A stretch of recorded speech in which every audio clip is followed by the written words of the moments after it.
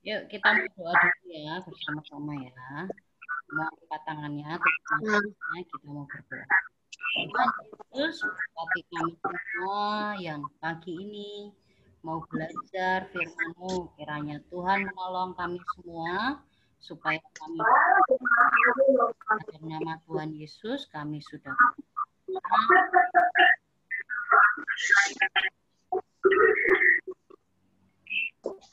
ya. Shalom semuanya, selamat pagi.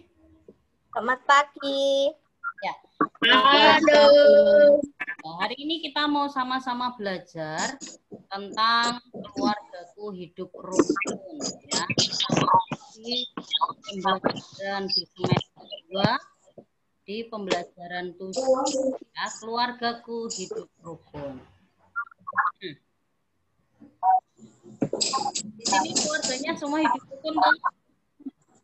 Ya, Miss. Ya, nah, kenapa sih kita itu hidupnya selalu bersama-sama? Nah, terus Tuhan menciptakan keluarga karena memang manusia itu sebenarnya diciptakan Tuhan untuk menjadi makhluk yang sosial. Makhluk sosial itu artinya apa? Manusia hidup sendiri, ya, selalu membutuhkan orang lain. Makanya tidak ada seorang pun yang sendiri. Ya, kita ketika contoh nih kita mau sarapan aja, kita butuh contoh satu harus ada yang menyediakan apa bahan makanannya, ya toh. Petani yang menanam padi maupun sayur-sayuran. Ada pedagang yang mungkin mengantarkan menjual sayuran itu dari petani kepada orang-orang. Kemudian mungkin kita butuh orang yang memasaknya, juga mamah kita, ibu kita, atau mungkin tukang Bantu rumah tangga, Miss. Ya. Semua kita membutuhkan apa? Orang lain, tidak bisa hidup sendiri. Iya. Nah, dalam keluarga itu setiap anggota keluarga juga saling membutuhkan. Contoh, orang tua membutuhkan anak-anaknya. Ya, orang tua butuh anaknya untuk apa?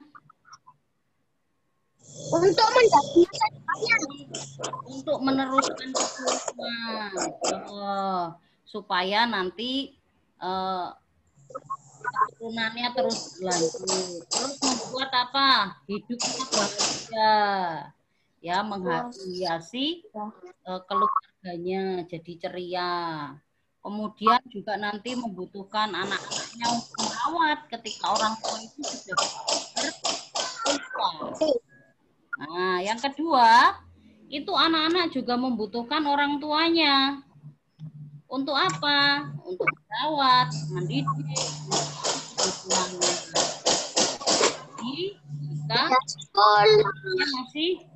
jika masih kecil sendiri ya, belum bisa bekerja, belum bisa mencari penghasilan sendiri, pasti sangat membutuhkan orang tuanya. Kemudian apa? Saudara juga saling membutuhkan. Misalnya kakak dan adik saling membutuhkan. Itu juga diperlukan. Kenapa? Karena sebagai saudara itu juga butuh bermain, bisa saling berbagi, juga bisa melakukan sebuah kegiatan. Nah, pertanyaannya Miss, selama ini nih dengan papa mamahnya rukun enggak? Rukun. Dengan kakak adiknya rukun enggak? Rukun.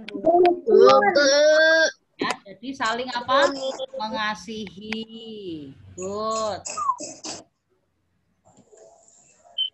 Kerukunan dalam keluarga itu bisa dibangun dengan 4 hal. Oh, yang pertama itu dengan mengasihi dengan tulus. Dan tulus. Dengan tulus itu artinya mengasihi tidak mengharapkan hal balik. Ya wis, mengasihi ya mengasihi aja. Disayang dengan sungguh-sungguh. Ya. Yang kedua lewat apa? Melakukan kegiatan bersama. Contohnya apa? Ayo. Kegiatan bersama. Bermain. Bermain Bermain. bersama, jalan-jalan bersama. Woi. Makan bersama. Apa lagi? Berdoa Bersama. Nah, Bersama. kegiatan yang dilakukan bersama itu bisa menolong kita untuk hidup rukun. Kemudian yang ketiga itu mengalah, memberi dan memaafkan.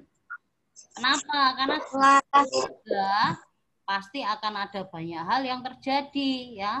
Mungkin kakak harus mengalah dengan adik, adik mengalah dengan kakak. Punya makanan juga saling berbagi. Mungkin ada yang berbagi kamar ya. Tetapi yang terpenting adalah belajarlah untuk saling memaafkan. Kenapa? Karena pasti tuh kakak adik pasti pernah ada ributnya. Mungkin dengan mamahnya mungkin pernah ya. Tapi belajarlah untuk apa? Memaafkan. Dan yang keempat adalah belajarlah untuk menghargai dan merendahkan hati. Kenapa? Kalau kita saling menghargai, pasti otomatis kita akan mengutamakan teman-teman kita, kakak adik kita, orang tua kita. Makanya kita hidup rukun. Ya. Nih contohnya nih, contoh di Alkitab. Namanya keluarga Nuh. Ada lagunya ya? Ada nggak lagunya? Nabi Nuh dan istrinya ikati kau anaknya. Tiga orang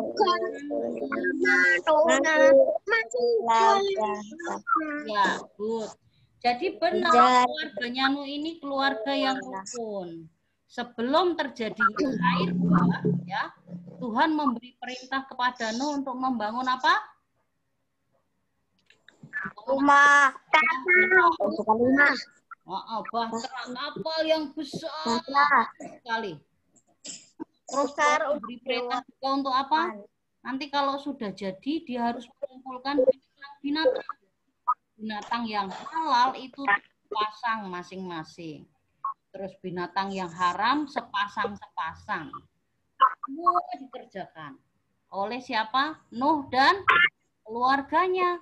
Mereka ini menjadi keluarga yang saling membantu ya. Ada yang mulai memotong-motong kayu, ada yang mengukur, ada yang mengangkutnya, ada yang pasang mungkin pakunya dan sebagainya. Sampai akhirnya betul-betul bahtera itu bisa jadi dan kuat. Semuanya dibuat persis seperti yang Tuhan mau. Ukurannya juga sudah persis seperti yang Tuhan perintahkan. Nah, kemudian mereka juga bekerja sama untuk apa? Mengumpulkan binatang-binatang itu masuk ke dalam bahtera. Kenapa? Karena mau memusnahkan ya melalui apa? Air bah selama 40 hari 40 malam. Jadi sebagai keluarga pun kita juga harus belajar apa? Bekerja sama satu dengan yang lain ya. Kalau ayahnya butuh bantuan ya dibantu. Mamanya butuh bantuan bantu ya. Itu Tomis kalau ngira bahtera itu Tomis sebuah portal Miss. Gitu ya. Ya, jadi semuanya akan bekerja sama satu dengan yang lain.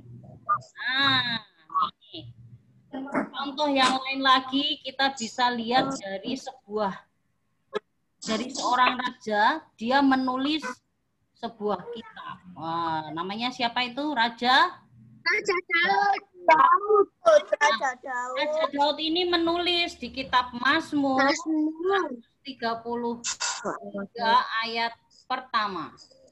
Ini satu perikop tentang kerukunan ya. Tapi bacain yang di ayat 1 saja.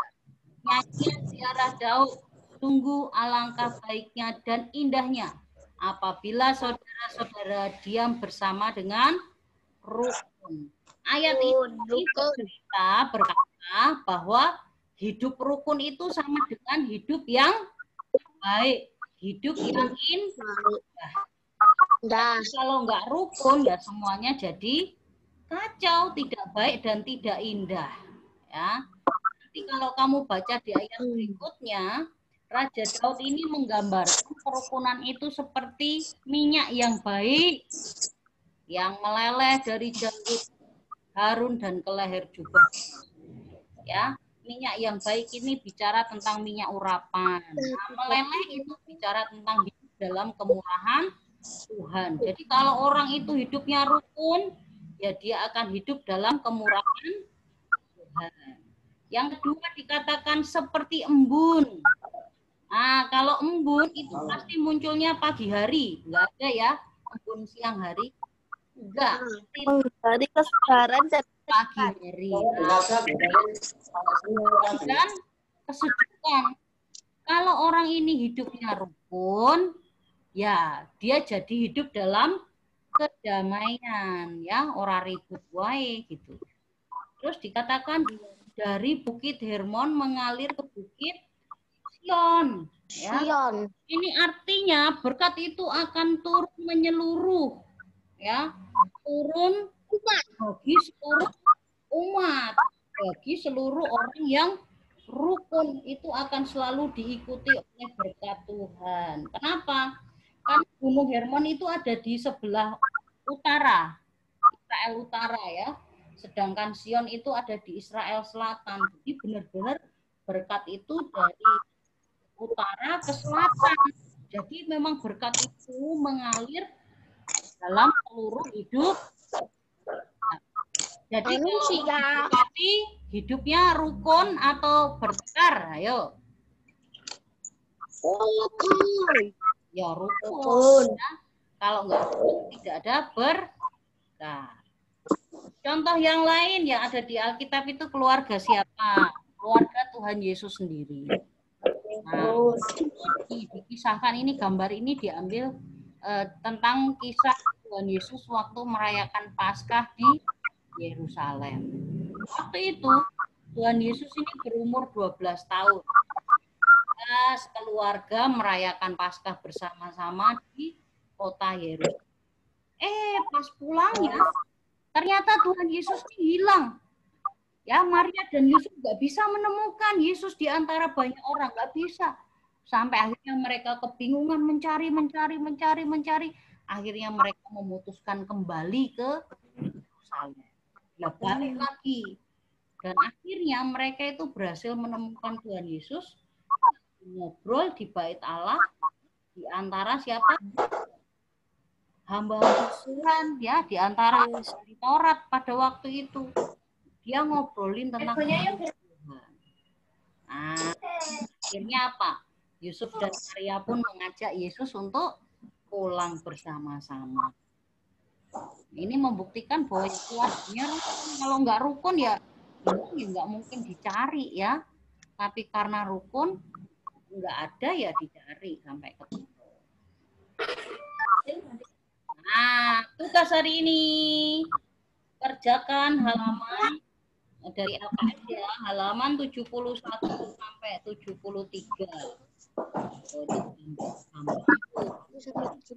Nanti kamu harus memberikan emoticon tersenyum atau cemberut. Nah, ya. Nanti bisa dijawab. Terus dikirimkan kepada Miss lewat apa? Lewat WA. Ya. Bukan lewat WA, dikirim ke nomor HP Miss yang kemarin sudah Miss 08 LKS apa? 317 Buku biasa Miss 774 ya. Gimana? Halaman 71 sampai 73 ya. Jelas enggak? Jelas. Jelas ya.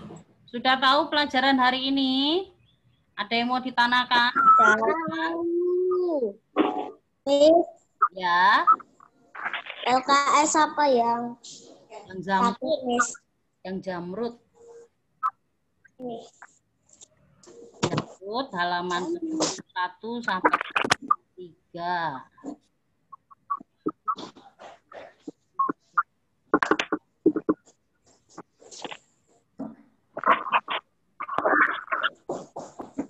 Sudah jelas ya?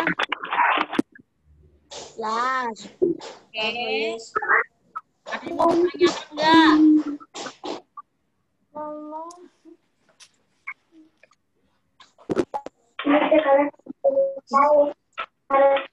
Ini apa ini? Kalau nggak ada, kasihlah keluargamu, hiduplah dengan rukun, ya. Kasihlah keluargamu dan hiduplah dengan rukun. Yuk, kita mau tutup pelajaran kita hari ini ya. Kita berdoa dulu yuk. Yuk, semua sikap doa yang baik, kita mau berdoa. Tuhan Yesus, terima kasih untuk pembelajaran kami hari ini. Kiranya Tuhan selalu menjaga dan melindungi kami semua. Terima kasih Tuhan, dalam nama Yesus. Amin. Ya, jangan lupa ya, friend, tetap jaga kesehatan, jaga diri baik-baik, tetap di rumah aja, tetap pakai masker, rajin cuci tangan, jaga jarak. Ya. See you next week. Bye-bye.